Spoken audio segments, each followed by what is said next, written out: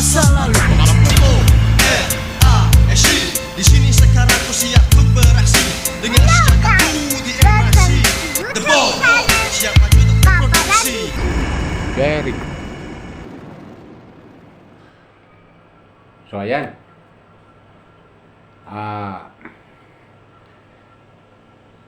Good morning. Good morning sa inyo lahat. Pala, welcome po sa aking YouTube channel. Paki-subscribe, like and share sa aking YouTube channel, Randy Channel. Okay? Paki-pindot yung notification bell at paki-pindot yung all para update kayo sa mga video upload ko. Okay? Hayaan nyo munang bati ko kayo ng magandang umaga, magandang tanghali, magandang gabi sa inyo lahat. At sana po, nasa mabuti kayong kalagayan, especially ang ating mga OFW dyan sa abroad na nagtatrabaho para sa kanilang pamilya. Sana po nasa mabuti silang kalagayan at malayo sa karamdaman. Okay? Let's go! Itong vlog ko ay patungkol to dun sa napod kong hearing sa Senado. Kanina lang. Medyo mainit-init pa to eh. Tungkol kay Mayor Alice Go ng Bamban, Tarlac. Alam niyo po, doon sa hearing na yon, mga viewers ko, subscriber ko, doon nag-isa siya ni Senator Loren Legarda at ni Chairman Risa Hontiveros. Bilib talaga ako ito kay Risa Hontiveros eh. Magaling pagdating sa mga investigation. Kaya sa hearing sa Senado, magaling talaga siya eh. Ganito si Loren Legarda. Talagang hinuhuli siya ni Loren Legarda at yun nga, nakakorner na nga siya eh. Kasi ang sagot paulit-ulit. Kung anong tanong, ibang sagot niya. Naiiba sa tanong. Dahil yung sagot niya ay yung dati pa rin. Alam niyo mga viewers ko, itong si Alice Go, halata talaga nagsisinungaling. Halata nagsisinungaling. Una, tinatanong siya kung ano yung kanyang citizenship. Sagot niya, Pilipino siya. Pero, nung i-verify sa PSA, late registration siya. At sa mga nakarang hearing, tinatanong siya regarding dyan. Kung ilan sila. Ang sabi niya, solo lang siya. Galing yan. Anak. Pero, sa pagtatanong kanina, diyan sa Senado, meron pala sa mga kapatid. Ayon sa kanya, sagot ni Alice Go, ay kapatid niya sa tatay. Pero doon sa birth certificate na nakuha ni Risa Hontiveros, Senator Risa Hontiveros, ay iisa ang pangalan. Yung tatay niya at saka yung nanay niya na sinasabing si Amalia Leal, na itinuturo ni Alice Go na yan ang biological mother niya. Dahil yung tinanong doon sa tatay niya. So halatang-halata nagsisinungaling. At nung i-verify, ang natatay niya ay wala sa PSA registration. Gawin din ang nanay niya. So, ibang tao itong Amalia at hindi taga rito sa Pilipinas. Naayon kay Alice Go, Pilipina raw yung nanay niya, si Amalia Leal, pero walang birth certificate na nakarehistro sa PSA. Doon pa lang makikita na nagsisinungaling si Alice Go. Sinungaling. Tinanong din sa kanya kung ni Senator Gatchalian, Jimmy Estrada, yung helicopter. Ayon sa kanya, inamin niya na sa kanya, pero ibinenta niya na. Pero nung i-verify sa CAAP, ay nakapangalan pa rin sa kanya. Ang sagot naman niya, installment. At ang yung nakabili ay British company. Ba? British company, mayaman yan eh. Bakit hindi kayang bayaran ng buo? Napakakuha naman. Halata-halata nagsisinungaling ito si Alice Guy. Halatang halata. Napaka... Masasabi nating talagang... Napakasinungaling. Napakasinungaling. Talagang nalin lang niya talaga yung mga taga Bamban Tarlac. Nagkaroon sila ng mayor dyan na hindi taga Tarlac talaga. Yan ang talagang totoo dyan. Nagkaroon sila ng mayor dyan sa Bamban Tarlac na hindi taga Tarlac. Lehitimong taga Tarlac. Hindi hindi Filipino, natural born Filipino, hindi. What? Halata talaga, nagsisinungaling ito si Alice Go. Tapos natanong siya ni Laurel Ligarda, kung saan siya nag-aral, ayon sa kanya, sa farm lang siya nag-aral. Elementary hanggang high school. At ang teacher niya ay nag-iisa lang. So, di ka panipaniwala, di ba? Pwede ba yun? Kung study? Pwede. Sabi natin, granting o pwede. Na home study, granting. Pero, posible. Posible na doon lang siya sa ang bumbuhay niyan, simula pagkabata niya, ay doon lang siya sa farm. Hindi siya lumalabas. Pwede ba yun? Di ba? Imposible. Napaka-imposible. Ayon sa kanya, 14 anyos pa lang siya, nagtatrabaho na siya. Oh. Pwede rin yun. Pero, yung kanyang totoong pagkatao, siya ba ay tunay na Pilipino o Chinese talaga? Di ba? Kaya malaking katanungan eh. Malaking katanungan yung nangyayari diyan sa Senado. What? Bro, what are you talking about, man? Tapos, tinanong din siya ni... Ano to? Tinanong din siya doon sa mga ari-arian niya. Yung salin niya. Ilagay niya sa salin. Ayon sa kanya, maliit lang yung kanyang... Ano to? Ayon sa kanya, simple lang siya na mamamayan ng Bamban Tarlac. Isang farmer. Pero doon sa salin niya, ay marami siyang ari-arian doon. June 30. Pag binubukasan, July 1. Sa June 30, 10 nakalagay ng mga ari-arian niya, na mga nakalagay sa salin. Pagdating kinabukasan, July 1, 3 na lang. Saan napunta yung 7? Di ba? Dinoktor yun. Halatang-halata talaga nagsisinungaling to si Alice Guy.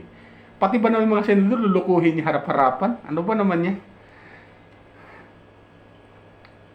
Nasa committee na ni Rizal Tiberos kung ano magiging decision niya diyan sa hearing nila kay Alice Go.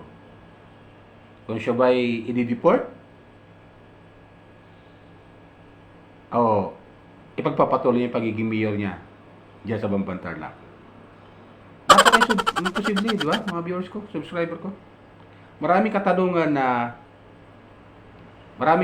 na hindi niya basta-basta masagot, basta-basta. At iniiba niya yung sagot. Yung sagot niya, yung narinig natin dati. Na siya yung lumaki sa farm. Tapos, sa edad ng 19, saka siya nagpa-rehistro.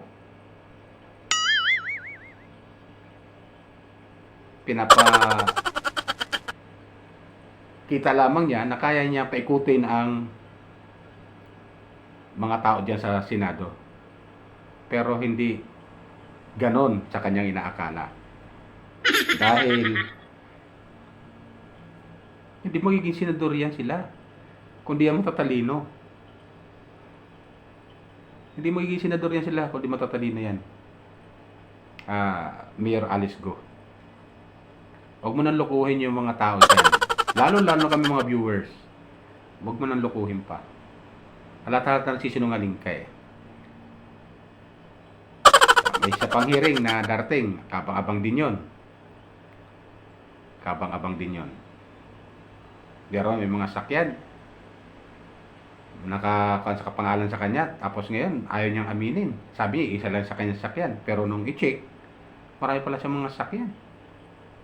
Wow! Tapos sabi niya, pinagbibinta niya na.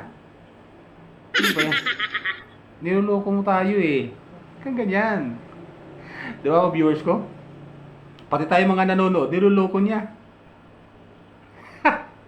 So, kala talaga yung kayo Alice Go.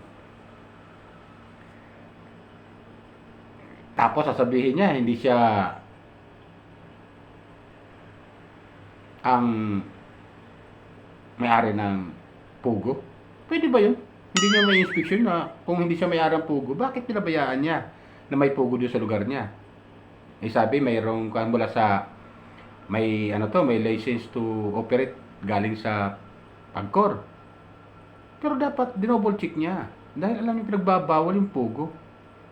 Ngayon, pinagbabawal lalo na ngayon, dapat tigil niya na yon. Unang raid pa lang, ni-stop niya dapat yon. Hindi na ulit. Nag-operate pa rin hanggang sa nagkaroon ng raid. Ayan. Talaga? Di pati siya ngayon, nagigisa sa Senado. Di ba, mga viewers ko?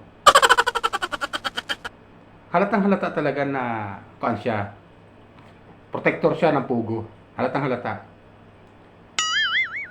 Parang nagiging kuan tuloy sa kanya na spy siya ng China. Talagang halatang halata talaga. Nagsisinungaling talaga to si Mayor Alice Go. Tapos interview siya nagpa-interview siya kay Karing Davila. At papaawa ipik. Sabi pa niya doon nabalitaan niya, i-deport daw siya. Saan siya dadalhin? Tapos, dahil siya dadalhin. Tapos sasabihin niya, yung sinilangan niyang bansa, pababayaan pa rin siya. Hindi nga sa taga rito. Yan ang maliwanag doon. Mayor Alice Go, sa iyong kaalam, sa paningin namin talaga, hindi ka talaga taga rito sa bansa namin. Negosyante ka. Yun, hindi masama maging negosyante rito sa bansa. Kasi nakakakuha ng kadagdag sa paano sa ekonomiya ng bansa namin. Kaya wala kang karapatan manungkulan bilang mayor ng aming bansa. O ng isang bayan dito sa aming bansa. Halatang halata, nagsisinungaling ka. Kami mismo mga viewer medyo napapailing kami sa mga sagot. Sagot mo sa mga senador. Kagalang-galang ng mga senador. Kaya yun, abangan natin yung susunod na hearing nila. Patlong hearing na yun, mga viewers ko. Sino ba yan? Kaya hindi po pwedeng magpatuloy yung mga ganun. Nalin lang mo talaga yung mga kababayan namin dyan sa Bamban Tarlac. Nalin lang mo.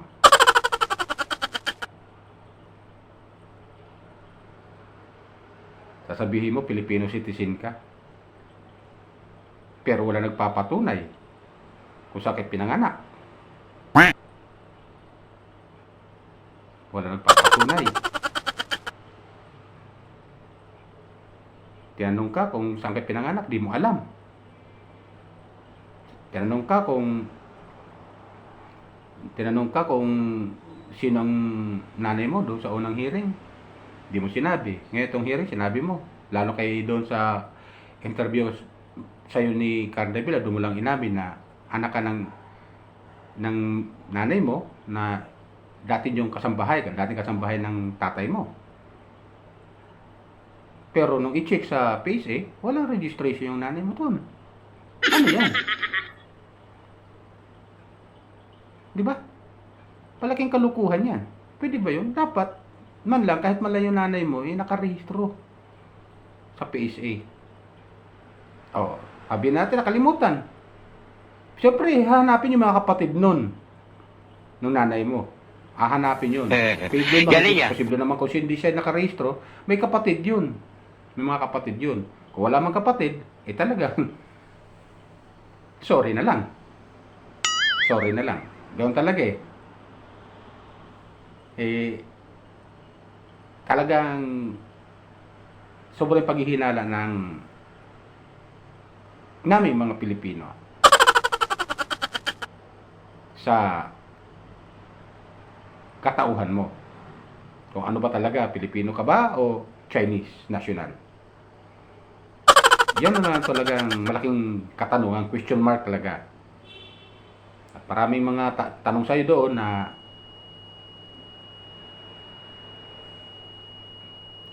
iba ang tanong, pero ang sinasagot mo, yung dati mo pa rin sagot.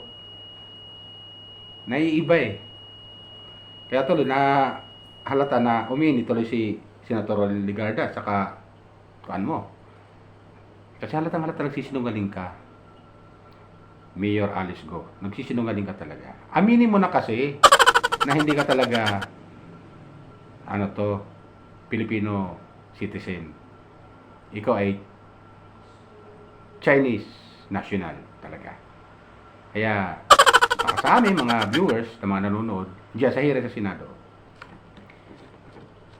ay wala kang karapatan mamuno sa isang bayan namin dito sa bansa. Especially diyan sa Pambantarlac. Wala kang karapatan mamuno. Kasi unang-una, questionable ang iyong pagkatao.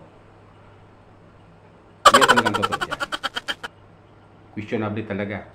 Kaya pag sa tutulog-sunod na hearing, panapatunayan dapat ma-report ka talaga. Panapatunayan na hindi ka taga rito, hindi ka Chinese national, nagsisinungaling ka, dapat ma-deport ka. Yan lang talagang maliwanag doon. So, yun lang sa akin mga kababayan ko. Talagang nakakadismaya. Nalin lang yung mga kababayan natin. Ni Mayor Alice Go. Nagpapanggap na Filipino citizen. Yung pala hindi pala. Siya siyang Chinese national. Wala may pakita mga dokumento na nagpapatunay siya ay Filipino citizen Wala Yan talagang maliwanag sikat ang araw. Okay? Yun lang po, mga viewers ko, subscriber ko. Paalala ko lang po paki-subscribe, like and share sa aking YouTube channel kung hindi pa kayo nakapag-subscribe. At pakipindot na rin yung notification bell para upload kayo sa aking video upload. And comment na rin. Okay? Yan lang po. Kung ano comment lang po kayo sa aking dito sa baba ng aking video na to. Okay? Yan lang po. Bye! Ingat po tayo lagi. Pagpalain po tayo ng pumay kapal.